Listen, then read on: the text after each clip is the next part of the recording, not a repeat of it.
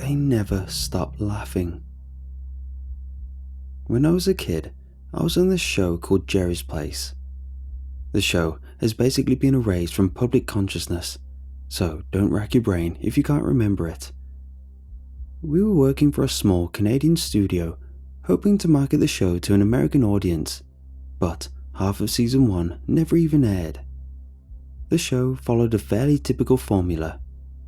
There was a father and a mother character, wise yet silly parents who dispensed advice and hugs in equal parts, an older teenage sibling who was aloof and antsy, but also brought over friends to add colour to a small cast, and 2 younger siblings, one of them very young and the other of around 9 or 10, who are there to make hijinks and generally move the story along. The latter was my niche. I was the middle child, and I was usually responsible for comic relief or having some part in the problem of the week's story. The 2 adult characters were Linda and Mike, and they were actually pretty cool too. Mike was a lifelong actor that had always had a word of advice or a smile if you were feeling scared. As someone who grew up without a father, Mike was the person I used as a model for what a man should be, though it's probably become intertwined with his character on the show to a certain degree. Linda was great too, a mom with kids of her own who was always looking after us when we weren't shooting on set and making sure we got enough to eat. My own mother was working 2 jobs to keep the lights on at home, so there were evenings when I would join Linda and her family for dinner until my mom could pick me up. Linda and Mike were almost like surrogate parents for me during that year of my life, and Rachel and Mark became almost like adopted siblings. Rachel was the older sister, antsy and above it all on camera, but she was always very nice off screen. Rachel would run lines with me when I was scared and always helped me when I needed something. She was actually 19, though she played a 16-year-old, and on the nights when Linda couldn't take me, I would hang out with Rachel until Mom came to pick me up. Mark, the younger brother, was 6, and we weren't too far off in age really. We had similar interests. We would sit around between scenes and talk about Ninja Turtles or Power Rangers or play Game Boy together. In many ways, those 5 people became family to me for that year and a half of my life. It makes the rest of this story all the harder to tell. It was a typical day of shooting. We had finished what would have been season 1 and were shooting some scenes for season 2. The network had been pleased with our viewership so far, so a second season seemed to be in the cards. With the second season though, came a live studio audience. This was the 90s, and live studio audiences were all the rage. The first season had been live a few times for special episodes, but this season would have a live audience throughout. The presence of an audience was a bit distracting and often led to Mark and I playing it up a little to get their attention. We had been asked to ignore them, but we were young, and the laughter of the adults meant a lot to us. We were on episode 6 of season 2 when they brought in a very different audience.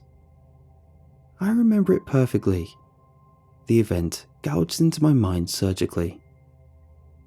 We were setting up for the opening scene when the stage door opened and a crowd of people filled in. There were about 20 of them. Our audiences tend to be slow, and I can remember not seeing any children or strollers as they filled into the dark rows of seats. Usually they brought the house lights up for this, allowing us to see the audience. But today, the crowd sat in shadow. Mark whispered to me about it, saying they looked a little creepy, all huddled up in the dark. But I told him it was probably just something new the director was doing to make us ignore them. We set up for the shot, and I felt myself looking out to the crowd out of the corner of my eye. It wasn't that dark out there, not really, but the whole audience sat in a small sea of darkness that seemed to crowd around them. They didn't talk, they didn't shuffle, they just hunched there and waited for us to begin. We rolled the opening, Jerry's Place is filmed before a live studio audience, and began. As Mike came on stage, the titular Jerry, I had expected the crowd to clap as they usually did when a character came on scene. They didn't though. They just sat there and waited. The director looked back at them, but shrugged and whispered something to his assistant. Mike looked out at the audience strangely too, but he was a pro and didn't let it mess him up. Linda and Rachel, Megan and Bonnie on the show, were watching TV as Mike walked in from the kitchen and delivered his lines. They cued Mark and I to run downstairs and begin the show's problem. A broken toy that was important to me. By the end of the show, Mark would have saved enough money to buy me a new one, and I would learn a lesson about sharing, and everyone at home would feel warm and fuzzy as my brother and I hugged it out. At least, that's how it should have gone. I came downstairs yelling about my toy, a model plane, and Mark was right behind me in typical little brother fashion. Mike looked at the plane and asked if I couldn't just use it like this. I hit my mark and prepared to deliver my character's catchphrase. Catchphrases were prominent in the 90s. They were also very marketable, and my catchphrase was supposed to elicit laughs from the audience. Until then, they had just been sitting quietly. I wish they had stayed quiet. Play with a broken toy? That's going to be a deal breaker for me, Pops, I said, looking at the audience as I did so. That's when they started to laugh. I was expecting a chuckle, maybe even a full-fledged laugh or two, but the audience emitted that hearty, canned laughter that you hear on sitcoms when a real audience might be too much. Mike started to give his next line, but the audience just kept laughing. I looked at them, my face still holding that mischievous smile that I always did after my catchphrase, and saw that the shadowy crowd was laughing and heaving in unison. The shadowy mod was hitching and chuckling as one being, and as I watched, I felt my smile faltering. Mike tried to give his next line, but the laughter overtopped him. The director said something to his assistant, and the man brought out cardboard cards that read, "Quiet please." He held them high, right in front of the audience, but the audience just kept laughing. Their laughter had begun to sound sick. The longer they laughed, the more painful and crazed it began to sound. Someone in the crowd was clearly choking, but they continued to laugh through it. The laughter never rose or fell in volume, just the mad, canned laughter I would become so familiar with later in life. It was emotionless and inhuman, and it just continued to pour out of them as they sat huddled in the shadows. The assistant shouted to the crowd then, the director calling for the cameras to be cut.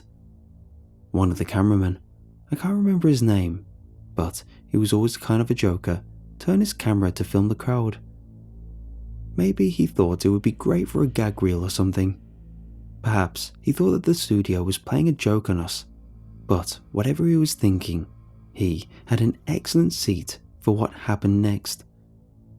When the assistant's shouts failed to gain their attention, he walked into the seat and started yelling at the crowd. That was when his angry shouts turned into underwhelmed laughs, and he too started chuckling. The director turned and started shouting at the crowd to be quiet, even as he shouted at his assistant to come down. By this point, we'd all started milling about close to our marks so we could start again. I couldn't help but notice Rachel and Linda on the couch, and how Linda had a protective arm around Rachel. They looked scared, and despite being trained to stay close to our marks, I went over and sat with them, wanting to be in that protective bubble. A stagehand had gone into the audience to get the assistant back, but now he was sitting and chuckling right along with the rest. It was that same canned laughter, but it sounded like lunatics now. They were consistent, unchanging in pitch or fervour, and it was becoming too spooky for me. Mark came to sit down beside me as well, and I wrapped a brotherly arm around him, just as Linda had. "I don't like this," Mark cried as big tears rolled down his cheeks. "They're scaring me." I told him that I was pretty scared too, and when Mike came up to put his hand on the back of the couch, I felt safe knowing he was there. As we sat, another stagehand went up. He grasped the first by the arm, pulling at him and trying to get him to leave, but soon he too was laughing and grinning as he took a seat next to him. The director forbade anyone else to go up after that. The crew sat huddled together on the edge of the seat as they tried to figure out what this was. There seemed to be a barrier between them and us. None of them came into our little circle of protection on the couch, and none of us felt the need to go to them. The director sent a stagehand to get security after the third member of the crew joined them. The stagehand found the doors to be locked, and none of his keys would open them. He came back white-faced, skirting the audience seats as though whatever they had might be airborne. The director sent someone to see if the roof access was open, but they discovered the same thing. Keys didn't work, and the hatch was locked. Someone tried a landline in the back, but found no dial tone. This was before cell phones had become the norm, but the director had a bag phone that he tried. Same thing. No dial tone, and no calls would go out. And all the while, they laughed. After an hour, they were still laughing. The director and some of the crew had broken the distance and came to sit around our couch. They brought items from the food service table over, and we all just kind of had a picnic. It would have been nice had the creepy, laughing shadow people not been staring at us the whole time. As we ate, I noticed that some of the crew had stayed away and seemed to be eating on the set's outskirts. They kept looking at the crowd. Some of them were staring, and when I asked the director about them, he shook his head. One of them claims that his father is sitting in the audience. "What?" Mike asked, his mouth full of sandwich. He says that the man in the front row near the middle is his father. He says it can't be him because he died of lung cancer last year, but that it definitely looks like him. He says that every now and again, the laughing man will look at him and try to wave him over. He knows he shouldn't go, but he says that every time the guy waves him over, it's hard not to go. "That's nuts," Linda breathes. "Each of them has a story like that," the director said. "For Carrie," he pointed to a redhead with a ponytail, "it's a girlfriend who left for New Mexico and never came back. For Steve," he pointed to a man with a salt and pepper crew cut, "it's his sister who stopped talking to him after his parents left him everything in their will. They all have someone, and all of them think they might." But as he spoke, we saw Carrie get up and take a step towards the chuckling crowd. One of the others grabbed at her, but she shrugged them off and walked towards the crowd like someone in a dream. She embraced one of the shadow masses and then sat next to them, chuckling and smiling as his butt pressed the seat. After Steve left too, the director decided to take action. He told one of the hands near us to turn up the house lights. He wanted the lights on the crowds so we could see who they were. Maybe they would stop laughing if their cover was blown, and this could all be over, and we could all get back to work. He seemed to think that this might be a prank, though not a very funny one, and wanted to end it already. Some of the stagehands went to get things set up, but we all kept looking at that quietly chuckling behemoth. Mark had fallen asleep somehow, and I kept my arm wrapped around him as though I might stand between him and the tide should they charge. I was still munching absent-mindedly at fruit from the food table, and I didn't notice Rachel getting up until my bowl of honeydew almost tipped over. Linda grabbed her wrist, anchoring her to the couch. But when I looked up, I could see that her eyes were big and starry. Her blonde ponytail bobbed a little as she scanned the crowd, and Linda started asking her what she was looking for. "I thought I saw someone up there. Someone I haven't seen in very long..." But she gasped harshly then. "It's him! Oh my god, it's him!" She was pulling against Linda's hand, but Linda refused to let go. "Who, Rach? Who is it?" Linda asked, trying to restrain the girl as Mike moved to help. "It's my dad. My dad's up there. He looks just like he did in the photo my mum has in a dresser drawer. He hasn't changed a bit." I looked at the crowd, trying to see who she was looking at, but failing. "Rach, your dad died before you were born. Your mother told me about his accident. It can't be him." "But it is!" Rachel almost screamed, pitching her body from side to side as she tried to break free. Mike and Linda held her tightly, and I scooted closer to Mark so Mike could sit on the couch.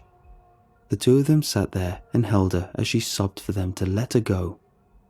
She used a lot of swear words as she thrashed about, but they refused to let her go. When she finally stopped, she sat, crying into Linda's shoulder as the two of them hugged her tightly. Someone yelled down from the catwalk then, and the stage was suddenly awash with light. The overheads were unbearably bright, and as they all lit at once, I remembered tinting my eyes with my hand so they didn't blind me.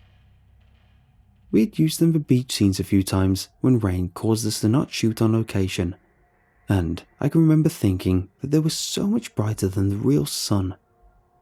They lit up every corner of the set, but as I squinted at the seats, I realized I'd been wrong. Every corner but one, it seemed. The seats were still a pool of shadows, but when the light hit them, everything changed. The low chuckling became a strange hybrid of screaming and deep booming laughter. The kind of laughter you heard in an insane asylum. The kind of laughter you heard in hell. The people in the seats never moved, but the darkness did. It plumed out like a fog and started rolling towards us. Those people near the seats were hit, and we could hear their laughter starting as they fell to their knees and clutched their stomachs. The director shouted at the crew to kill the lights, but it was much too late. The darkness was angry now, and it was no longer satisfied with the few people it had in the seats. It was coming for us. Mike grabbed Mark and me, lifting us up in his strong arms, and started running backstage. He turned to yell for Linda, but she was fighting with Rachel as the girl tried to free herself again. She was straining towards the fog, and it was creeping in to get the both of them. Mike yelled for her to let Rachel go if she wouldn't come, but Linda refused to leave her there. She strained and pulled at the girl, but Rachel was apparently stronger than she looked. It didn't matter a moment later as the fog rolled in and they were both little more than chuckling shadows. Mike ran to the back, Mark crying and asking him what was going on. He had woken up when Mike picked him up, and Mike was looking frantically for some way to escape. He saw a window and lifted a piece of wood to smash it against it. As he brought the wood down, however, he might as well have been hitting concrete because the board bounced off, splinters flying. The dark fog was rolling past the set wall now, and Mike was almost out of options. Mark and I just stood against the wall, eyes roving like scared dogs, trying to make sense of what was going on. Finally, Mike settled in the closet. It was full of brooms and mops, but we didn't have time to move them by that point. Mike pushed us in and sighed as he saw how much room we took up. As the fog plumed behind him, he slammed the door shut and left us in total darkness. His laughter started a few seconds later, and the sound nearly drove us mad as we huddled in the tiny closet. Mark and I hunched, arms wrapped around each other, expecting that we would both begin to laugh at any minute. We sat like that for a long time. I have no idea how long, until both of us must have fallen asleep to the sound of Mike's choking laughter. When I woke up, I was in the hospital, and my mother was asleep in the chair next to my bed. I got the whole story a few days later. My mother didn't know much. She had come to the set only to find all the doors locked and police trying to get in. Once they'd gotten in, some of them started laughing and couldn't stop. The paramedics and the fire department had come. After searching the place with breathing equipment, they found Mark and I and brought us to safety. There was nothing wrong with either of us, not physically, but the two of us had been catatonic for nearly 3 days. The man from the studio, the one in the pristine suit and oiled hair, told me a different story. He said there had been some kind of gas leak and claimed that most of those present had been hallucinating due to gas. The audience, cast and crew had all died due to gas inhalation, and Mark and I had been lucky to survive. Our parents would both sign non-disclosure agreements. We would promise not to talk about anything we had seen, and in exchange for a large amount of financial compensation. My mother and I needed the money now that the show was going to be cancelled. Both our parents signed, and Mark and I went our separate ways. The whole event was deemed a tragic accident, and I never worked in showbiz again. That would be the end of this story, if it weren't for the email I received a week ago. I'm in my 30s now, and about a week ago, I got a Facebook request from Mark. I had expected that he wanted to catch up, have a beer, and share some old stories. But his first message was far from what I expected. He sent me a messenger request a few seconds later, and after accepting, he sent me 7 words. Are they still laughing for you too? We met up for that beer the next day. Mark was older, but far from doing well. The guy looked rough, borderline homeless, and seemed eternally looking around to see who was near him. He asked if I still heard the laughter. I told him I hadn't, not since that day all those years ago. He said that for him, it had never stopped. He would wake up to see shadowy figures at the end of his bed, the canned laughter bubbling from their dark lips. He said Rachel and Linda and Mike were right out front, teeth too white, smiling as they laughed and laughed. His parents hadn't believed him. They thought it was just a bad dream because of the incident. The drugs the shrinks gave him just meant he was a drooling zombie as the laughing apparitions chuckled on and on. He started using young. It was alcohol at first. His dad had a cabinet in the living room, then drugs when he was in high school. He stole prescription drugs, used blends of different drugs, drank himself into oblivion, but nothing helped. Every night they were waiting for him, and every night he screamed until they disappeared with the light of day or the arrival of someone else. Just wanted to see if you found a way to make them stop too, big brother, he said sadly as he left the bar. He killed himself a week later. He put a gun in his mouth, and the rest is pretty easy to figure out. I envy him now. I envy that he had the strength to do what needed to be done. About a week ago, I woke up to the sound of that canned laughter that always creeped me out in sitcoms. I fumbled for the remote, thinking I had just left the TV on. But as the TV came to life, I saw them.